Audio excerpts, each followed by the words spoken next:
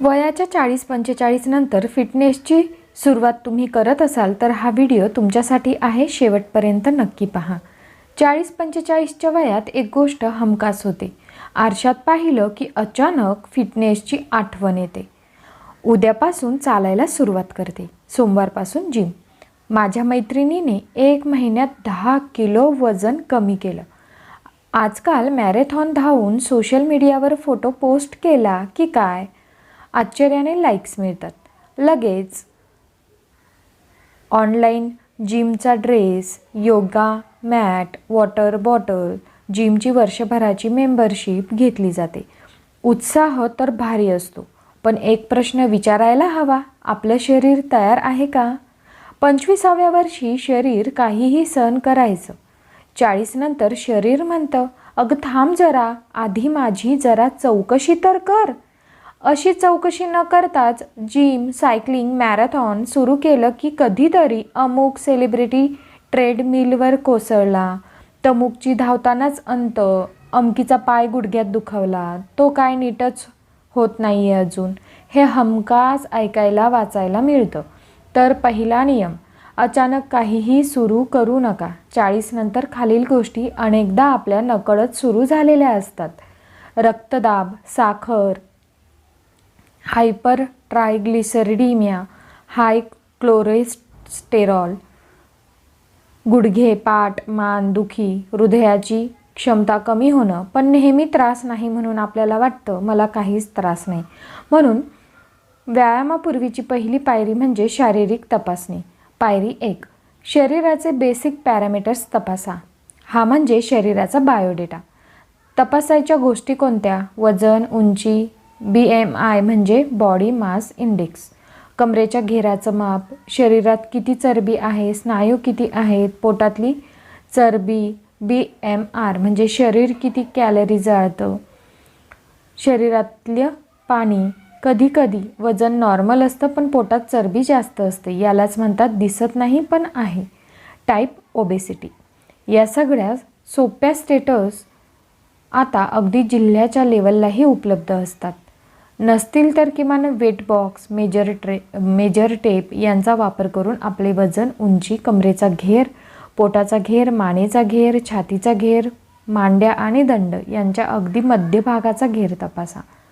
मोबाईलमध्ये थोडं Google search करा. ही मापे तुमचं वय, लिंग याबद्दल माहिती दिल्यास अगदी तंतोतंत नाही तरी साधारण फॅटचे म्हणजे चरबीचे प्रमाण, मसल मास, आवश्यक वजन कळते. ते नोंदवून ठेवा. पायरी 2, व्हायटल्स म्हणजे आरोग्याची मोजमापे तपासणं अजिबात टाळू नका. हे ओळखीच्या आणि चांगल्या डॉक्टरकडे तपासा. रक्तदाब, आरामात बसल्यावर नाडी, ऑक्सिजन लेवल, श्वासोच्छवासा रेट, साखर, गरज असल्यास विशेषतः कोविडनंतर ज्यांना थोडंफार डॅमेज झालं म्हणजे संग डॅमेज झालं त्यांचे सॅच्युरेशन थोडंसं कमी झालेलं असतं किंवा तेच नॉर्मल सॅच्युरेशन गाठायला त्यांना जास्त वेगाने आणि खोल श्वास घ्यावा लागतो. स्मोकर्स, ॲक्टिव्ह आणि पॅसिव्ह, ॲलर्जिक अशा लोकेचेही सॅच्युरेशन कमी असू शकते.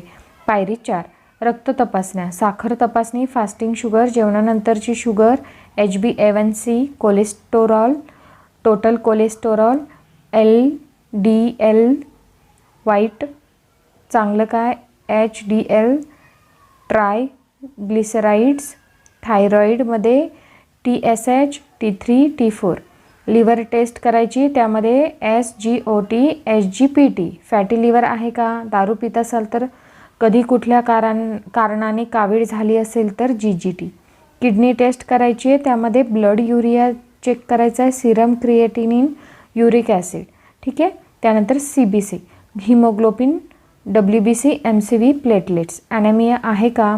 विटॅमिन्समध्ये विटॅमिन D, विटॅमिन B12 आणि कॅल्शियम ही सगळी कमी असताना जिम सुरू केलं तर थकवा, अंगदुखी आणि जिम मला झेपत नाही असा निष्कर्ष निघतो.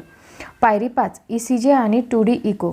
ECG 40 नंतर सगळ्यांनी ECG करायला हवा, कारण काही लोकांना हार्टचा त्रास लक्षणांशिवाय असतो, काही लोकांचे जन्मतःच असणारे सेप्टल डिसीजेस म्हणजे हृदयाच्या पडद्याला छिद्र किंवा काही हार्टच्या स्नायूंचे आजार, काही हृदयातील इलेक्ट्रॉनिक सर्किटमधला बदल हे कमी वयात किंवा हेवी एक्झरसाइज करत नसाल तर लक्षात येत नाही, पण ऐन व्यायामाच्या वेळी डोकं वर काढतात.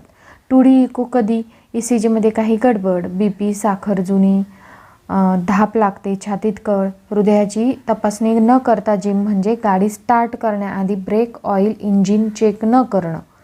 याचबरोबर स्त्रियांनी किमान गायनॅक तपासणी, आवश्यक असेल तर पॅप्समियर आणि किमान ब्रेस्ट तपासणी, लगेच मॅमोग्राफी नको तर डॉक्टरकडून ब्रेस्ट आणि त्यांच्याशी संलग्न लिम्फ नोड्स तपासून घ्यावे. तुमचे पूर्वी काही सर्जरीज म्हणजे विशेषतः पोटाच्या सर्जरीज झाल्या असतील तर इन्सिजनल हर्निया नाही ना, आणि पोटाचे आणि सर्जरी झालेल्या भागाचे स्नायू व्यायाम झेपायला सक्षम आहेत ना हे पहा. रिपोर्ट्स खराब असतील तर काय? सरळ उत्तर डॉक्टरकडे जा, जिमकडे नाही. पहिले BP कंट्रोल, साखर स्टेबल, विटॅमिनची कमी भरून घ्या, नंतर व्यायाम. व्यायाम म्हणजे औषध आहे, पण चुकीच्या वेळेला घेतलं तर साईड इफेक्ट्स होतो. पायरी 7, कोणता व्यायाम योग्य आहे ते ठरवा.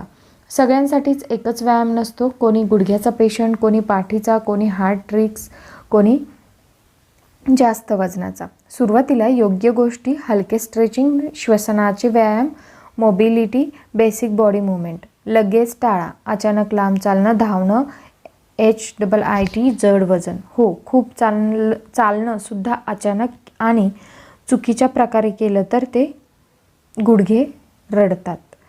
पायरी 8, जिम, शेवटची पायरी. जिम म्हणजे सुरुवात नाही, ते फायनल स्टेप आहे. जिम कधी? रिपोर्ट ठीक, शरीर थोडं तयार असेल, मार्गदर्शन घ्यायची तयारी असेल.